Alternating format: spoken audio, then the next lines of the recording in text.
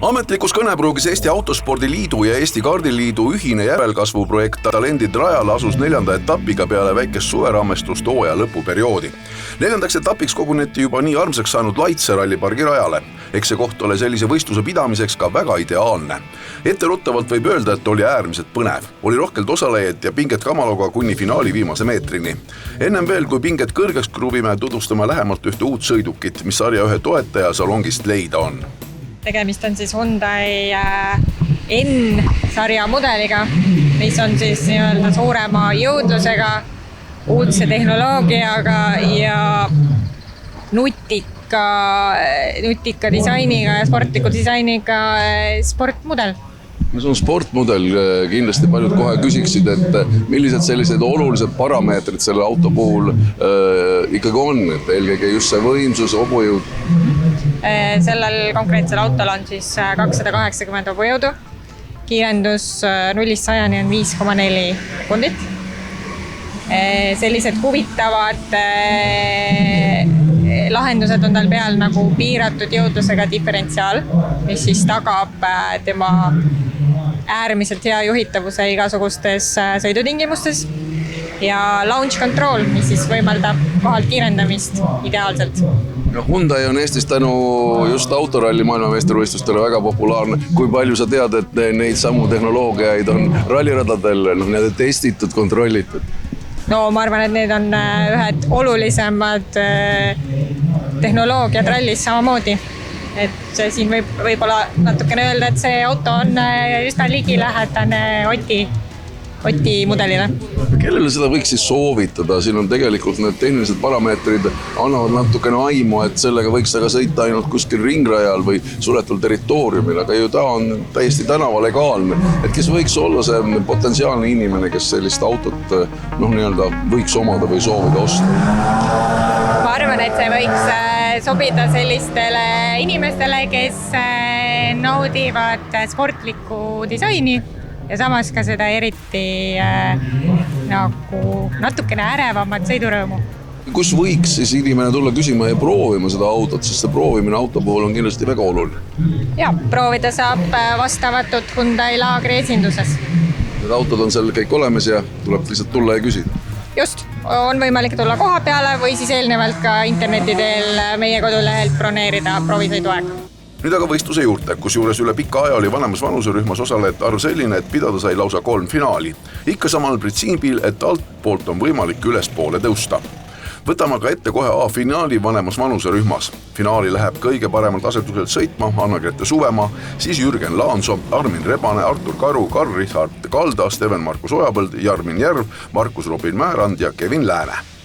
Stardijärgselt tõmbab kohe hoo üles kodurajal sõitav Anna-Grete Suvemaa. Kvalifikatsiooniaeg 47,021, Jürgen Laanso 47,804 vastu annab tunnistus sellest, et kiirust on tal piisavalt. Stardijärgselt suudab Jürgen küll Anna-Gretet üllatada, kuid mitte enam. Üsna pea troonib neiu ise sõitjate rivi eesotsas. Sama moega suudab esialgu tema tempot pidada Jürgen Laanso, oma positsiooni parandas stardijärgselt Armin Karu. Ülespoole ronib Steven-Markus Ojapõld. Laanso suudab teist kohta hoida, kuid juba üsna pea tõuseb teiseks Artur Karu. Kõva tõusu on aga tagantpoolt teinud Steven-Markus Ojapõld. Taganttulijate kõva surve panevad eksima Jürgen Laanso ja karavan liigub temast mööda. Ees endiselt edu suurendav Anna-Grete, siis Artur Karu ja Steven-Markus Ojapõld. Sellises järjestuses ka üle finišijoone tullakse, kus juures lõpuks on Anna-Grete edu Karu ees 3,2 sekundit. Artur Karu aga sõidab välja päeva parima ringiaja selles arvestuses. Vanemate hulgast oli sul täna siin ikkagi ülivõimas võit. Kas on sellepärast, et sul ikka nii tugev koduraja eelis siin? Ma arvan küll jah, et juba nii tuttav rada, aga ütleme niimoodi, et algus oli küll ebakindel, et ei olnud see aeg, mida soovisin, aga siis lõpuks ikka leidsin selle kiirus ülesse. Ja sa oled ikka selles sarjas siin usinasti kaasa löömas, kas juba kuskile teistele väljakutsetele ei kutsu sind? Ja tegelikult juba mõtted on küll juba võistluskardi peal tegelikult küll, et järgmine aasta, et äkki hakkan hoopis võistluskardiga sõitma. Kui sa nüüd suvel oled ja koolivaheaeg on, kuidas sinu koolivaheaga ette kujutada? Kas sa oledki siis kogu aeg siin samas Laitse pargis ja sõidad karti või teed ikka midagi muud huvitavat ka? Kusjuures ei ole üldse sõitnud suvel, et väga vähe. Et siis ikkagi need korrad, kui on võistlused, siis tuled ja ajad nii-öelda käe soojaks ja siis tuled võistlema? Jah, just, et päev enne tulen harjutan ja siis lähen võistlema kohe, et jah, väga harva ei ole seda aega olnud. Vanemas vanuserühmas näeb nüüd jooksev edevtabel peale 4. etappi välja selline. Ees endiselt Jürgen Laanso 422 punktiga, teine Anna-Greta Suvemaa 412, siis Artur Karu punkte 310, Steven Markus Ojapõld 288 ja esiviisiku lõpetab Armin Rebane 224 punktiga. Nüüd siis juba edasi põhiklassi sõitude juurde. Entusiasm noortel poistel tüdrukutel pole kadunud. Saame taas alustada ülevaadet TF-finaalist, kus seekord asusid oma sinilindu püüdma Andri-Alan Kaasmaa, Maarjo Mätik, Günter Ilves, Miia-Gret Visberg, Martin Kivirai, Helmut Morgan Riikoja, Brendon Reinumägi ja Kelly Lapotkin. Start antud ollakse veel mingi aja kõik sõitjad koos. Liidriks tõuseb Maarjo Mätik, teises stardijärjekorras teda taga ajamas.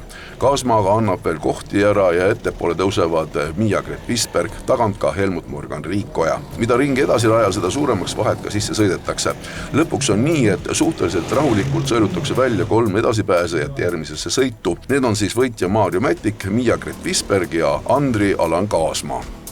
Edasi juba C-finaali ja see on selles osas üks omapärane selles valguses, et sellest sõidust alustab oma raju tõusu ülespoole Ruudi Reinumägi, kes ka sellest stardist läheb rajale esimesena. Tema kõrvalt Rait Orgussaar, siis Romet Allikas, Rasmus Andreas, Randar Roosipõld, Martin Meindorf ja eelmise sõidu esikolmik. Ka suht rahulik start, vaid Romet Allikas teeb kohe kohaparanduse ja tõuseb teiseks. Selgelt on näha, et Ruudi hoog on kõva ja eks sattus ta aga sellesse finaali just kahjuks ajakaristuse tõttu eelsõidus. 3. positsioonile võitleb end Martin Meindorf. Sõit läheb suht rahulikult edasi. Ainuks ärava momendi pakub Romet Allikos, kui kart korra risti läheb, kuid ta jääb endiselt teisele kohale Martin Meindorfi vastu. Seda positsiooni ehitust peetakse kuni lõpuni, Meindorfi üritustele vaatamata midagi ei muutu. Edasiselt liiguvad Ruudi Reinumägi, Romet Allikas ja Martin Meindorf. B-finaal, sinna said eelsõitude põhjal parimad kohad aegade võrdluses Armin Kaar, Jan Bragi, Andreas Oopkaup, Kail Kriston Tuhkru, Kristo Kolossov, Joosep Sinihorg ja eelmise finaali esikolmik. Start on rahulik, kuid sõitade rivi keskosas tekib väike intsident, kui Kail Kriston Tuhkru teeb piruetti, kuid saab jätkata. Poolel võistlusmaal selgub 4 sõitjat, kes siis 3 edasipääsjad peavad selgitama ning nende seas on imesõitu tegev Ruudi Reinumägi. Veab seda karavani Jan Bragi, Reinumägi juba teine, siis Armin Kaar ja Andreas Oopkaup. Kuid nii päris lõpuni see ei jää. Reinumägi saab mõned minutid enne sõiduaja lõppu ise ette ja võtab siit ka B-finaalist võidu. Teine on Jan Bragi ja kolmas kõige napimalt Armin Kaar. Jäi üle veel suur finaal. Selle stardirivi aga oli selles mõttes meeldivalt üllatav, et 3 etappi järjest võitnud Roman Vassenko saab startida alles 5. positsioonilt. Esimene Markus Jauk, siis Raimo Kaljuste, Gregor Tamme, Kaspar Pikkpõld, Vlasenko, Martti Raudleht ja siis juba C-finaalist ennast A-finaali välja pingutanud Ruudi Reinumägi koos Jan Bragi ja Armin Kaarega. Stardist hakkab kohe ründama Kaljuste ja see ka õnnestub. Nii jätkatakse. 5 sõitjad püsivad pikalt koos, praktiliselt igal ringil ja igast kurvist keegi üritab. Reinumägi on juba võidelnud ennast esikolmiku juurde. Tõuseb tagant Vlasenko, kelle sõidukunst on väga filigraanne, aga halvem pole see ka teistel. Kaljuste ees ja siis teised tihedalt kannul. Vlasenko on juba ennast teiseks tõstnud ja hakkab liidrit kollitama. Omakorda Vlasenkot kollitab tagant aga Ruudi Reinumägi.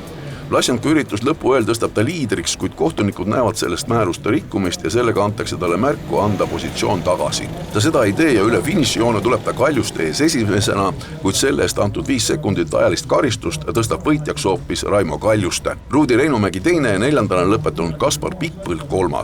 Sari sai hooajal uue etapivõitja ja selle sarja läbi ajaloo noorima etapivõitja. Kaljuste on vaid 8-aastane. Selle hooaja kõige põnevam finaal. Kas tundsid ka taga, et see selline surve oli?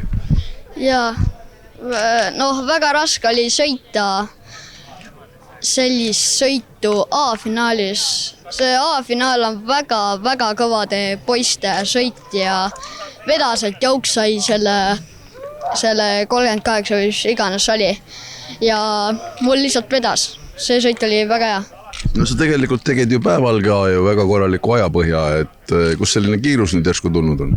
No ega ma olen võistluskarti ka sõitnud, et see on väga lahe, kui lihtsalt esimene koht tuleb lambist.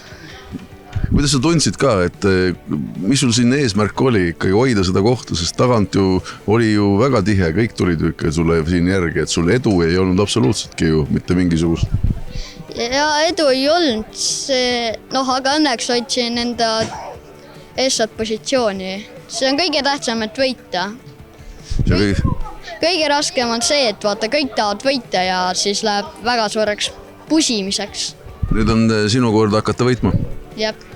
Punktitabel näeb nüüd peale 4. etappi esimese 5 osas välja järgmine. Liider endiselt Ramon Vlasjanko punkte 428, teine Kaspar Pikkpõld 288, kolmas Ruudi Reinumäki punkte 280, 4. Markus Jauk 248 ja 5. Armin Kaar 236 punktiga. Sarja 5. etapp sõidetakse erandina kolmapäeval 18. augustil Aravetel ja kõik soovijad on endiselt oodatud.